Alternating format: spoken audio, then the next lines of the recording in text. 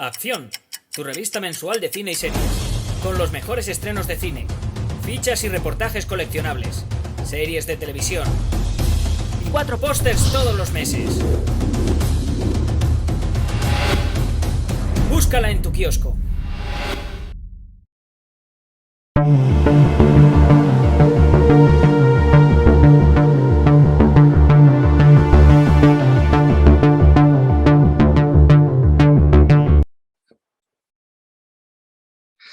Muy buenas, amigos y seguidores del canal de Acción Cine. Un día más estamos aquí con una nueva videocrítica a la carta y en este caso nos la ha pedido nuestro amigo Quique, a quien como siempre le vamos a dar las gracias por haber solicitado, lo primero y lo más importante, por haber solicitado este vídeo al canal de la revista Acción.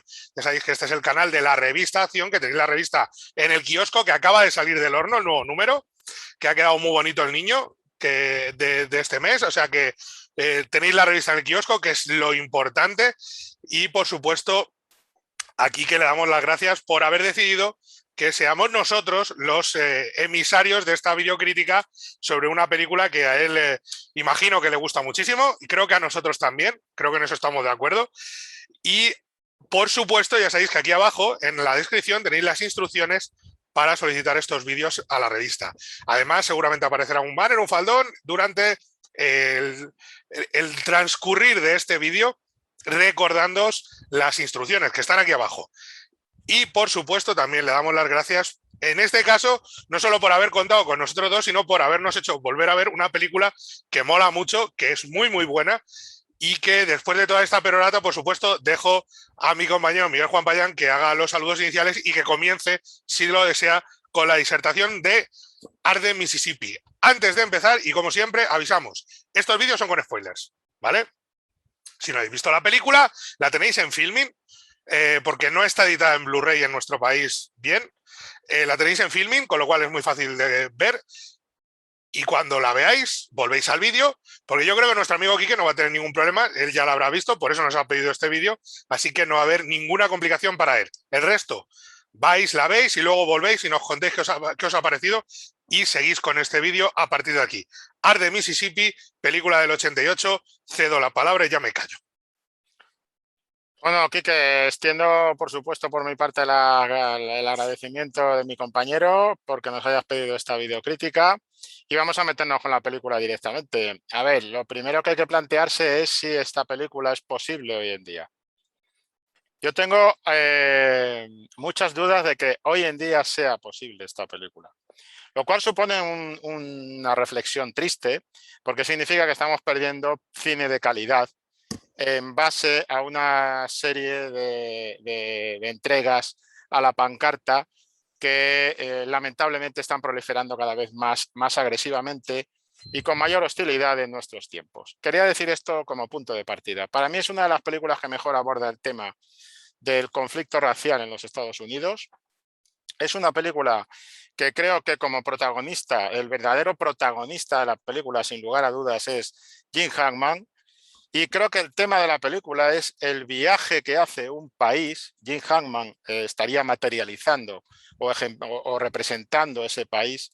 El viaje que hace todo un país, que son los Estados Unidos del norte de América, haciendo un viaje para asumir un cambio imprescindible, necesario, exigido por la sociedad respecto a los prejuicios raciales y demás.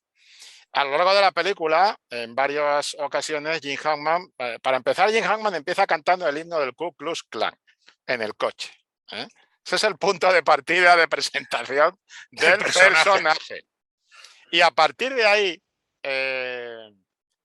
Jim Hackman empieza a manifestar pues esa tendencia a cambio con cierta resistencia y con cierto cinismo, con mucho pragmatismo frente al idealista que representa un idealista claramente cortado por el traje de JFK, de la generación Kennedy, que es Willem Dafoe, que es un poco el idealista que cree que las cosas se pueden hacer en base solo a las ideas, al idealismo.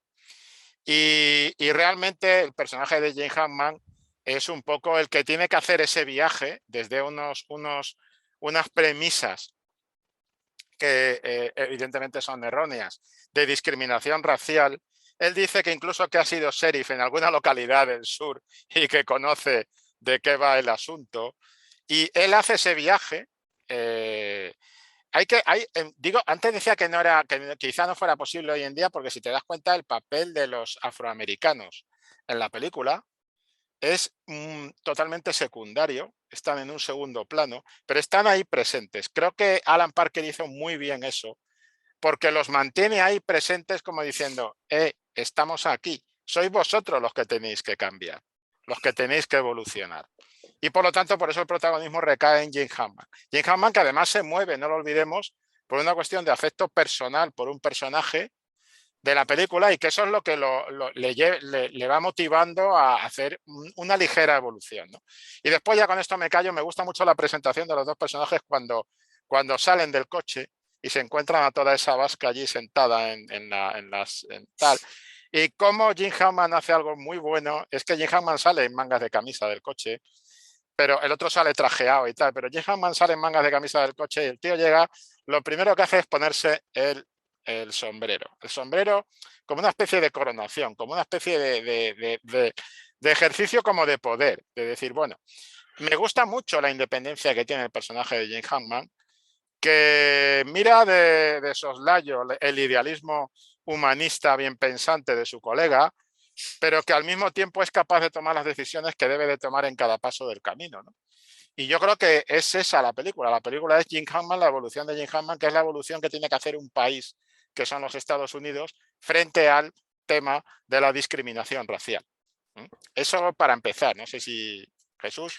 Sí, evidentemente, o sea, no hay nada que al respecto de eso, es evidentemente de eso va la película, y por eso hoy quizá no sería posible realizarla, porque el protagonista de la historia es un tipo no muy recomendable. O sea, no es el idealista, el bien pensante, el bueno, que es Willem Dafoe, que por cierto, Willem Dafoe también se las trae su personaje con el idealismo a cuestas. Tiene varios momentos de decir, tú eres un idealista, pero un déspota también. Totalmente. O sea, cuando da órdenes, sobre todo al pobre segundo por allí rondando, cuando le da órdenes de mañana me trae 100 hombres, y el otro, 100 hombres para mañana y tal, y dice, me da igual de dónde los saques, de la marina me es lo mismo, peinen toda y el otro, vale, pues nada, y el otro, que es un pobre mandado, que está estupendo además el actor, tiene que cumplir con lo que le pide el personaje de Willem Dafoe, que es un déspota, por muy bien pensante que sea. Y el personaje de Jim Hackman no está concebido en principio como racista, pero sí como un personaje, digámoslo claro, es un cabrón. Es un tipo, y te dice, es que para cazar cabrones a veces necesitas este tipo. Necesitas gente que piense como ellos, que es lo que te demuestra la película y que es lo que hoy en día no nos atreveríamos a lo mejor a hacer. Una película en la que el protagonista claramente es un tipo poco recomendable, pese a estar trabajando en las fuerzas de la ley. Es un tipo violento, es un tipo que resuelve las cosas por su cuenta, con sus métodos, sin rendir cuentas a nadie, que es lo que pretende. Y ese cambio de paradigma que sufre el personaje es no tanto en su forma de operar, porque sigue siendo lo que es al final de la película, y de hecho toda la película lo que muestra es que sí, él cambia en el corazón, pero por fuera, en su modo de actuar, sigue siendo lo mismo. Y para ser lo mismo, para cazar a los malos, tiene que seguir siendo ese tipo. Puede ser un personaje que ha evolucionado, que ha dejado todos los restos de racismo atrás que tenía, puede serlo, de prejuicios raciales más que, porque racistas son los otros, él tiene prejuicios raciales, evidentemente, por de dónde viene, pero lo ha dejado atrás para mantener a un grupo de personajes que son, o sea, para cazar a un grupo de personajes que son mucho peores que él, evidentemente. Yo creo que es un tipo que no tiene prejuicios raciales, fíjate. Yo creo que no ese es el problema. Creo que el problema es que es un señor que es tibio frente a su no se ha mojado. No se ha mojado. Es un señor tibio, es decir, le da igual. Le da igual. Él está en un mundo imperfecto y le da igual estar en un mundo imperfecto. Él se limita a sobrevivir.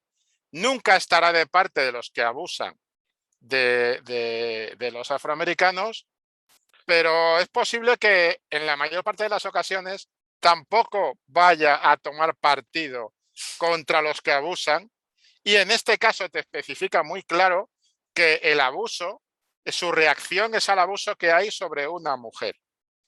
no tanto sobre un colectivo racial en los Estados Unidos. Sí, Y pero creo él que va eso es viendo, una clave importante. Creo que pero es él un también va tibio. cambiando, no solamente a través, ese es el giro final, por así decirlo, del personaje, pero él, según va viendo lo que está sucediendo, sí va cambiando, sí se da cuenta de que tiene que actuar. Y quizá la escena más clara para mí, y perdona que te haya interrumpido, es la del bar secreto. Sí, sí.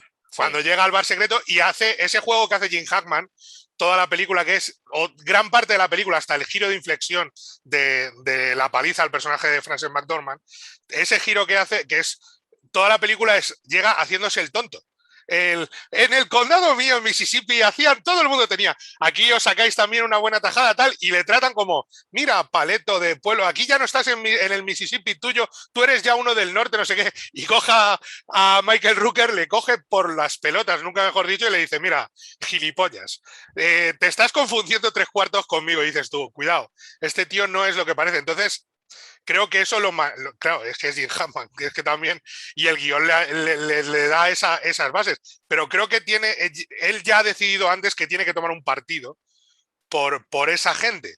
Y aunque sea por su trabajo, porque es su trabajo, pero ha decidido, lo que pasa es que el giro final de Frances McDormand es lo que le hace ya decir, aquí ya sin frenos, no me frenes, no me pongas tope. Yo creo que él sigue siendo tibio de alguna manera. Lo que ocurre es que él reacciona él reacciona ante los cabrones que hay allí.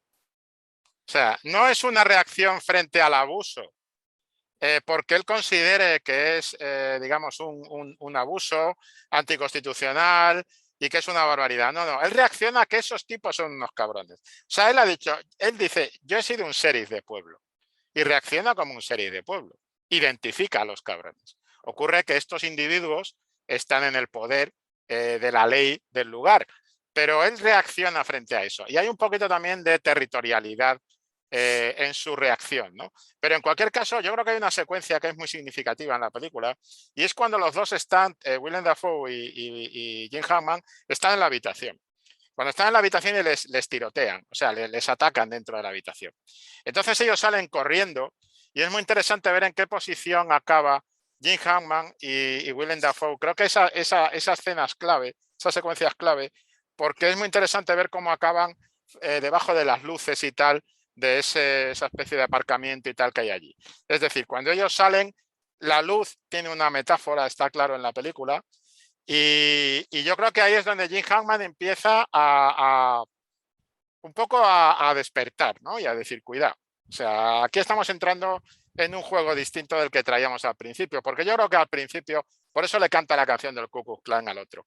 Al principio lo que a él le mola de todo esto es poder estar embromando y cachondeándose del pringaillo rollo Kennedy que le han puesto al lado. Pero cuando la cosa se pone más dura, digamos que es cuando él sí que toma un partido claro. Y creo que el punto de inflexión clave del personaje está en ese momento, que además están hablando de eso, ¿no? Están hablando de que hay solución, no hay solución y demás. Están allí con las fotos, creo recordar, y todo esto en la cama, y es cuando se produce el ataque, ¿no? Yo creo que a partir de ahí es cuando se produce el punto de inflexión del personaje de Jim Hammond. Jim Hammond es un tibio. Lo que hay que decir también es que la situación de Jim Hammond es muy cercana al espectador medio, porque es la más cercana a la mayor parte de la gente. Es decir, la gente que no está posicionada a favor o en contra y que simplemente va pasando por la vida y lo que quiere es que la dejen en paz. ¿Me explico?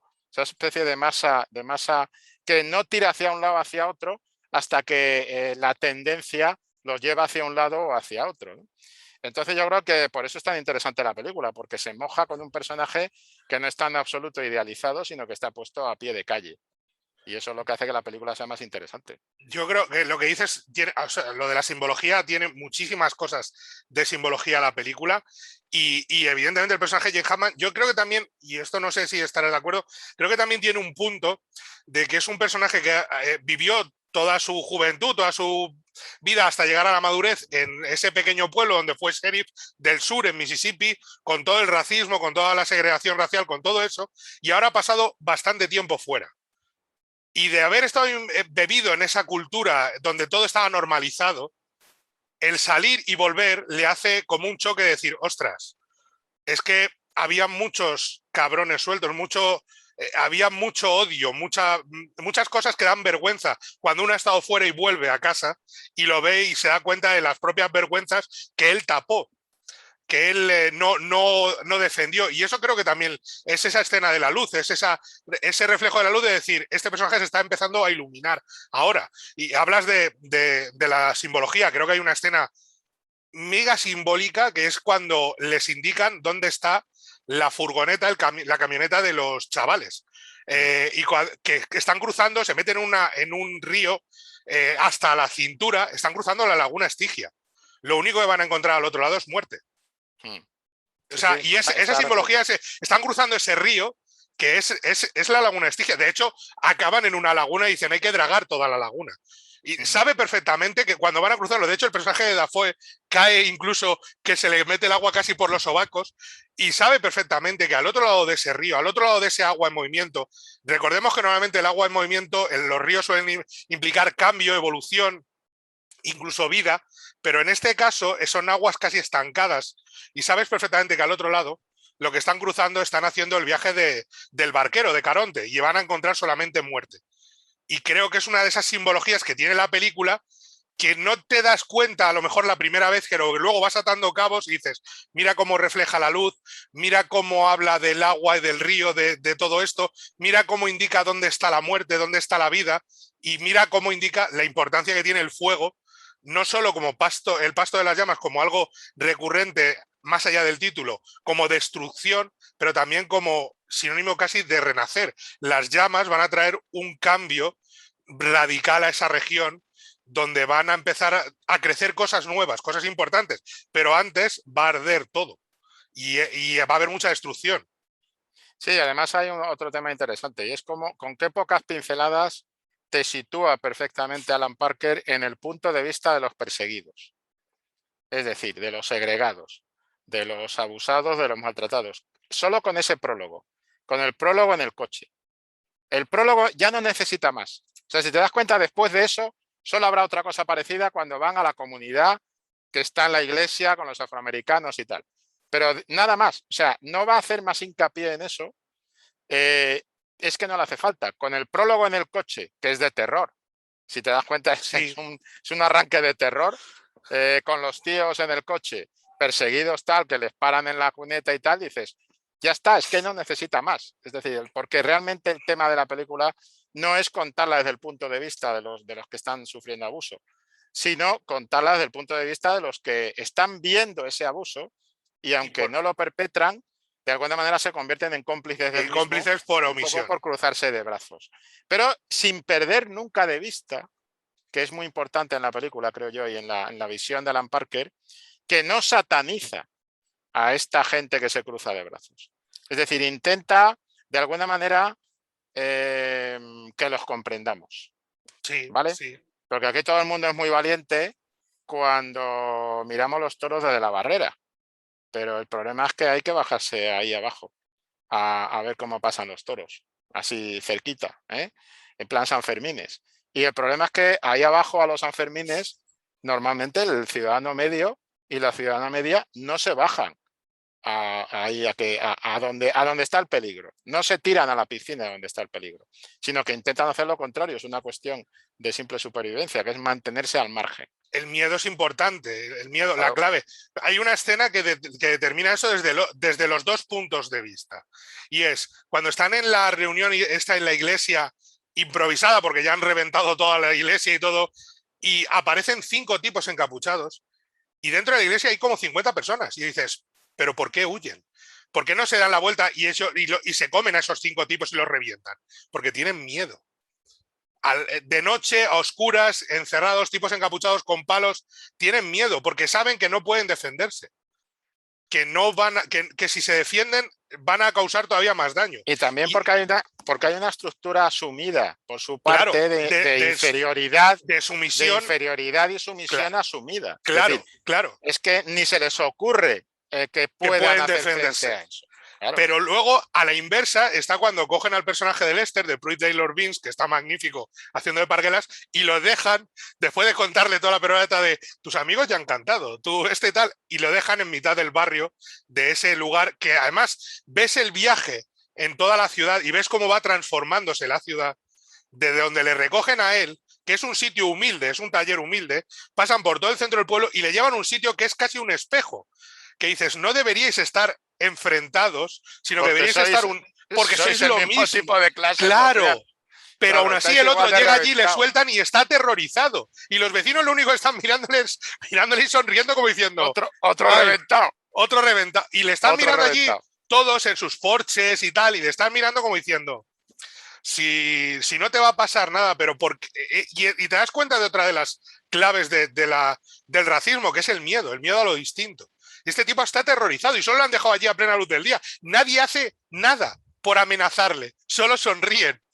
Y el tipo echa a correr como si le persiguiera el diablo y es como, claro, si es que eso es otra de las claves. Y tú lo has visto que lo han recogido en una tienda, en una tienducha de mala muerte, con Tobin Bell magnífico, con lo de los $20, con lo de, si quieres tener los dedos para hurgarte la nariz, vente. Todo eso, o sea, te demuestra que dices, si en realidad lo que tenéis que estar es unidos contra otras cosas, no unidos, no odiándoos u odiando al otro porque tiene un color de piel distinta, porque es negro. Ese discurso no se está aplicando hoy en día, en realidad, en muchas de las películas que abordan este asunto. Claro, y creo que es el discurso adecuado. Es el discurso de clase. Claro. Es el discurso de clase. Claro. Pero claro, no quieren aplicar el discurso de clase porque se les acaba el chiringuito. Claro, vamos a ver de qué tipo de industria estamos hablando. Es decir, claro. el discurso de clase no interesa. La realidad es que son iguales. Son currantes reventados. Punto. Entonces, a partir de ahí, ese es el asunto. Yo sí estoy de acuerdo contigo en que es una película sobre el miedo. Sí. Eminentemente sobre el miedo. Por eso arranca con con esa pincelada de terror, porque realmente es una película sobre el miedo y sobre el efecto que hace el miedo en una sociedad. Claro. Es así, no hay más. A mí me parece una película muy actual y precisamente por su ejercicio de trabajo sobre qué te hace el miedo en una sociedad, hasta qué punto, porque no cabe duda que todo el tema del racismo y tal está inspirado por el miedo. Esto no es cuestionable hoy en día, es decir, hay un miedo del hombre blanco frente a la posibilidad de que los afroamericanos se levanten y monten el pollo, o un intento de control. Claro, lógicamente, esto se origina con el esclavismo. Tienes que controlar a los esclavos. ¿Cómo controlas a los esclavos? Con el miedo. Pero al mismo tiempo tú siempre tienes el miedo de que los esclavos se levanten y la líen. ¿Me explico? Es decir, aquí hay un problema que no es de antes de ayer, como algunos creen, cuando intentan solucionar problemas muy serios de una manera. Por eso es interesante el personaje de Willem Dafoe y lo que tú has dicho del personaje de Willem Dafoe. Como al principio todo es idealismo y organización y elegancia y tal, y después cuando las cosas se van poniendo un poco más parracas, entonces el hombre se pone más perraco y empieza a pedir un ejército y desplegar un ejército en la ciudad, que es lo que hace el FBI, es tomar la ciudad. Sí, y liarla todavía más parda. Claro. Y liarla todavía más parda. Claro. Pero claro, pero él es la única forma que entiende para él eso es el orden. Porque tiene miedo. Y él porque tiene miedo claro, de que la tiene situación miedo, se le escape. Exactamente. Tú fíjate el personaje del gran dragón de Stephen Tobolowsky, que está magnífico y sale 3 veces. Cuando da el discurso en el escenario ese, que tú ves y lo estás viendo y dices, ¿cómo pueden permitir? Y está el sheriff allí sentado encima del coche. Y dices, ¿cómo las fuerzas del orden pueden permitir este tipo de discurso? Pero el discurso que está dando no es un discurso de odia, es un discurso de miedo, de hay que temer, porque nosotros vamos a mantener la democracia anglosajona. Y quieren que seamos, y ahí es donde pronuncia y toda la gente, porque les mete el miedo de, quieren una sociedad mestiza, con mulatos, y tú dices, ostras, tío, qué discursito, da pavor. De miedo. Es el discurso del miedo, de meterle el miedo a esa gente, luego se refleja en la gente que dice, cuando en esos momentos tipo documental de televisión que tiene cuando le dicen lo de, ¿y usted qué opina? No, a los negros aquí se les ha tratado muy mal. Ahora, que se queden allá de las vías, que no vengan para acá. Y es como, a ver, caballero, ¿qué discurso quiere usted mantener? El discurso que es el mismo discurso que tenía David Ward Griffith en El nacimiento de una nación. Porque acuérdate que en El nacimiento de una nación era el discurso del miedo. Claro. Con todos esos personajes que cuando eran personajes, digamos, en la ficción con cierto protagonismo, ya no podían ser afroamericanos, sino que tenían que ser actores blancos con el rostro pintado de negro. Porque claro, ni siquiera un actor negro podía entrar en contacto con una mujer blanca, porque eso le hubieran quemado el cine en el sur de los Estados Unidos, ¿no? Yo creo que es una sociedad muy en conflicto Y creo que la manera en la que se están gestionando los conflictos, insisto, necesita quizás este discurso de clase que tiene Alan Parker, que además es fácilmente relacionado con otras pruebas de su filmografía, con otras películas de su filmografía, porque Alan Parker en eso ha sido bastante coherente, ¿no? Y si te das cuenta, el tema del policíaco acaba siendo manejado en los tonos de color y tal, es muy novela pulp, muy serie negra, con colores a veces muy chillones, como los de las portadas de las novelas pulp de novela negra y demás, pero el corazón, el contenido, es el contenido de una película de terror social. O sea, en realidad, Arde Mississippi es una película de terror social, claramente.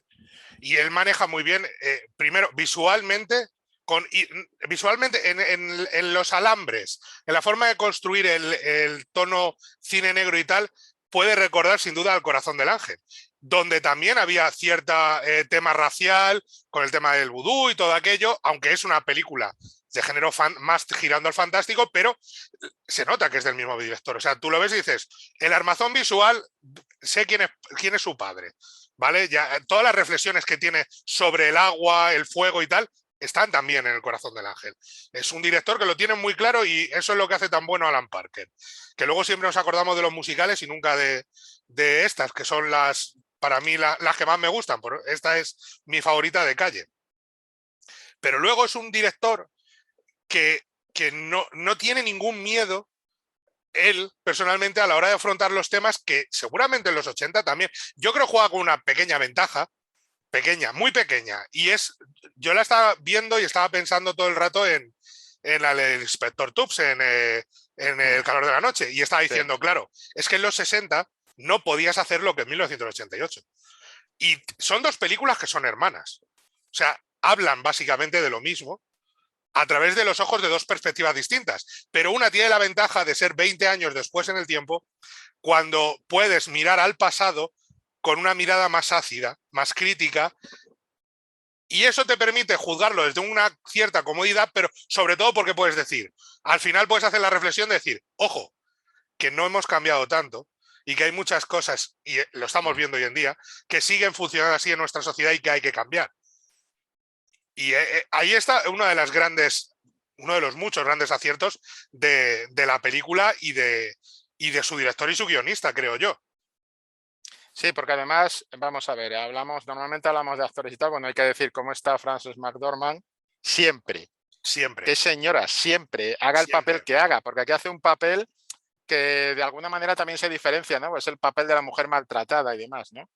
Pero cómo Parker está abordando temas que hoy en día están muy en boga, también el tema del maltrato, de la violencia de género y demás, y lo está abordando de una forma, en mi impresión, más libre de cómo se aborda hoy en día, en muchos casos.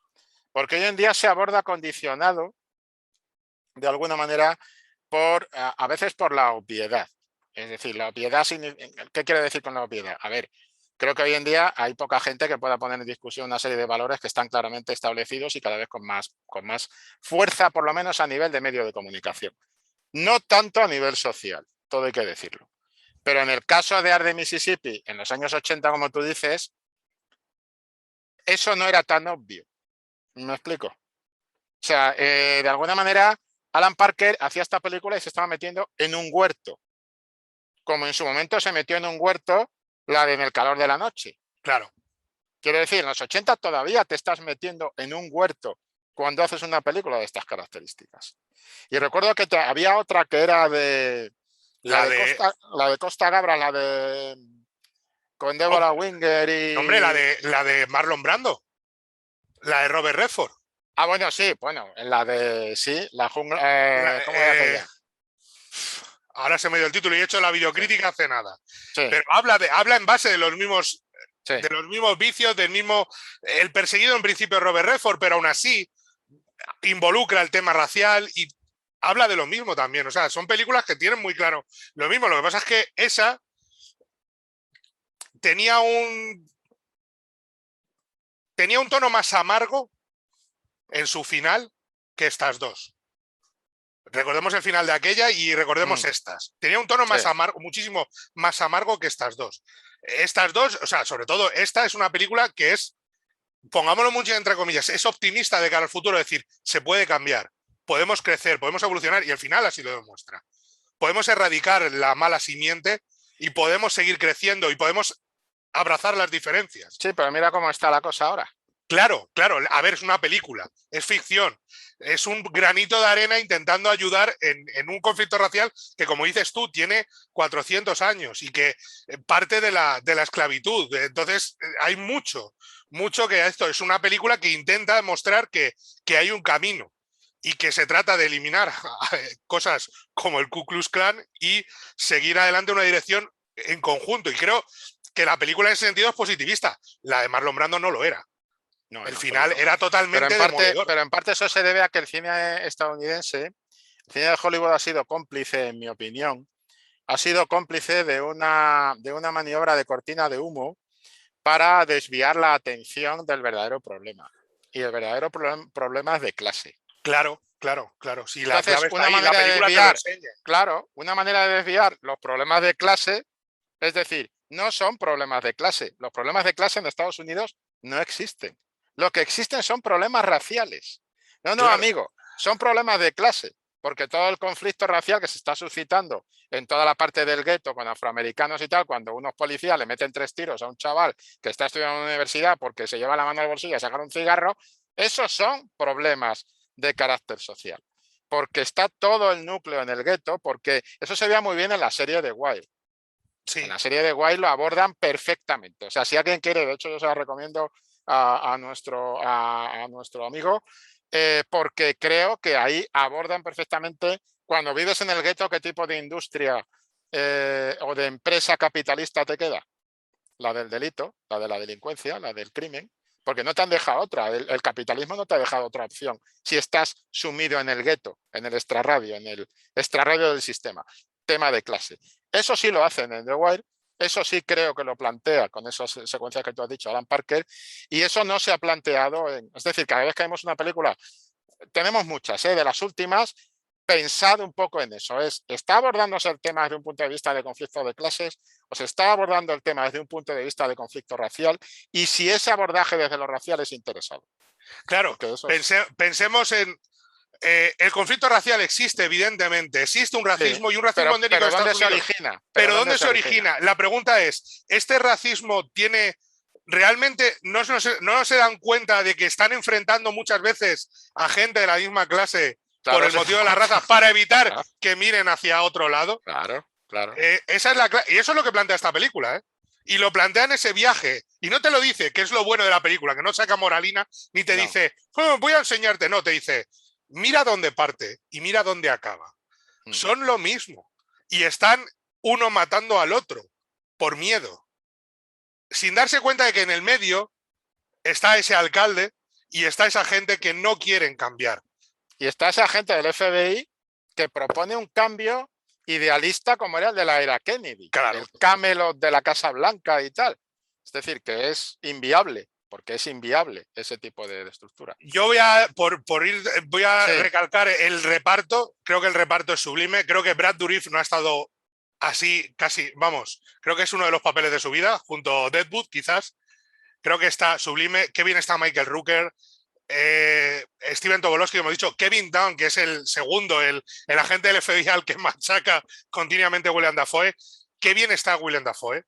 Y se ve sobre todo la escena de la pelea después de lo del hospital, cuando está en la puerta y él le da el bofetón Jim Hackman y como el tío se revuelve, le saca la pistola y le dice luego, ¿cree que me habría disparado? Y dice, yo creo que sí. Dice, los tiene bien puestos, Es gilipollas, pero los tiene bien puestos. Qué bien están. El reparto es increíble.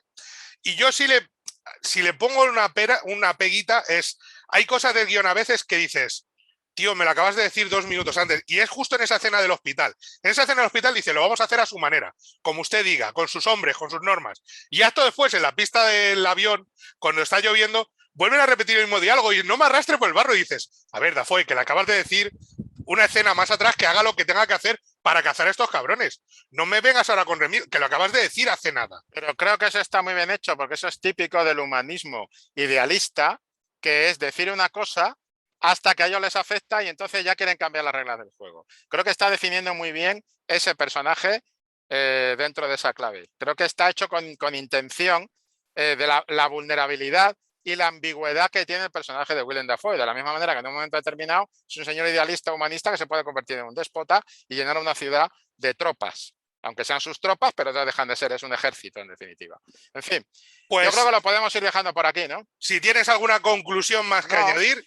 La conclusión es esta. Yo le recomendaría a nuestro amigo que viera Infiltrado en el KK Clan como complemento, aparte de En el calor de la noche. Por supuesto. Pero que se viera, porque yo cuando estaba viendo Infiltrado en el KK Clan no podía olvidar recordar mucho Art de Mississippi. Es como un derivado necesario y lógico de Art de Mississippi, ¿no? Que creo que es muy interesante.